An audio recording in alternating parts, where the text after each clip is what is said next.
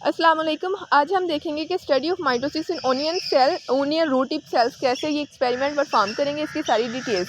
तो सबसे पहले मैं आपको ये बता दूं कि हम ओनियन रूट टिप्स में इस तरह इसलिए ये एक्सपेरिमेंट करते हैं क्योंकि उसमें मेरिस्टेमेटिक टिश्यूज़ होते हैं जिनकी ग्रोथ कंटिन्यूसली हो रही होती है, ज़्यादा ग्रोथ होती है, तो वहाँ उनके माइटोसिस ऑब्जर्व करना आसान होता है। तो सबसे पहले हमारे पास जो एक्सपेरिमेंट का ऑब्जेक्टिव है वो ये होगा कि to identify the stages of mitosis in onion root tip by making appropriate slides and growing tips of onion root. तो एप्रोप्रिएट स्लाइड बना के आपने ये ऑब्जर्व करना है, ये आपने ऑब्जेक्टिव में लिख देना है। उसके बाद जो आपको मटेरियल रिक्वायर्ड होगा इस एक्सपेरिमेंट के लिए, कंपाउंड माइक्रोस्कोप चाहिए होगा। एक होता है लाइट माइक्रोस्कोप, एक होता है कंपाउंड माइक्रोस्कोप। लाइट में सिंगल लेंस होता है, कंपाउंड में डबल लेंस होता है, बस दोनों में यही फ़र्क होता है। इसके अलावा आपको वाटर चाहिए होगा, बर्नर चाहिए होगा, कवर स्लिप्स चाहिए होंगी, फ़िल्टर पेपर चाहिए होगा ताकि आप साइड से जैसे ब्लोटिंग पेपर के थ्रू साफ़ करते हैं ना, वैसे फ़िल्टर पेपर से साफ़ कर सकें। ऑनियन रूट्स चाहिए होंगे और इसके अलावा फोरसेप्स, यहाँ पे फोरसेप्स चाहिए होगी, वॉश ग्लास चाहिए होगी, ड्रॉपर चाहिए होगा, नीडल चाहिए होगी। इसके अलावा HCl और आपको एसीटो अल्कोहल सोल्यूशन चाहिए होगा, एसीटो अल्कोहल सोल्यूशन। तो इसके बाद आप अपना थ्योरी देखेंगे। थ्योरी में आप ये देखेंगे कि मेरिस्टेमेटिक सेल्स होते हैं वो डिज़ायरेबल और सूटेबल मटेरियल होते हैं स्टेजेस ऑफ माइटोसिस को ऑब्जर्व करने के लिए। माइटोसिस क्या होती है कि सेल की डिवीजन होती है जिसमें क्रोमोसोम नंबर सेम रहते हैं। माइटोसिस की आगे फेजेस होती है, प्रोफेज, मेटाफेज, एनाफेज और टीलोफेज।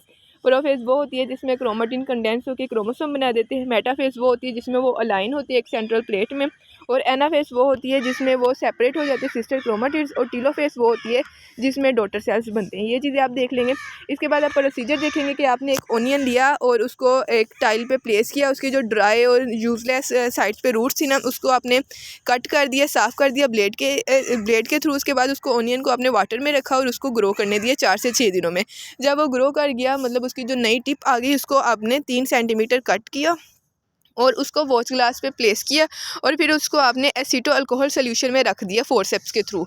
यानी एसीटो अल्कोहल जो होता है ना, ये एक स्टेबलाइज़र कह सकते हैं या फिक्सचर कह सकते हैं जो इस तरह की चीज़ों को फिक्स करने के लिए यूज़ होता है। इसके बाद आपने क्या करना है कि आपने फोरसेप्स यूज़ करके उसको ग्लास लाइट पे रख देना है और उसके ऊपर HCl और एसीटो कार्बाइन का ड्रॉप डाल देना है। एसीटो कार्बाइन यहाँ पे हम as a staining agent use कर रहे हैं।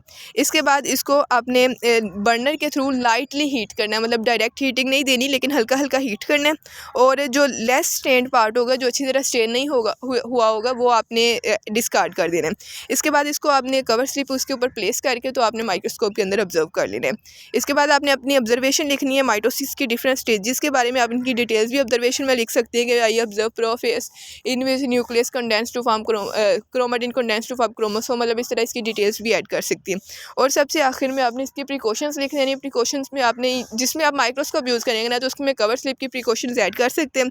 इसके अलावा बेस जो है ओनियन की रूट्स की, वो वाटर के बेस के साथ टच होनी चाहिए ताकि ये इजीली और आसानी से ग्रो कर सके। और मतलब ये इसकी प्रिकॉशंस हैं। आई होप ये आपको समझ आ गया होगा। Thank you very much.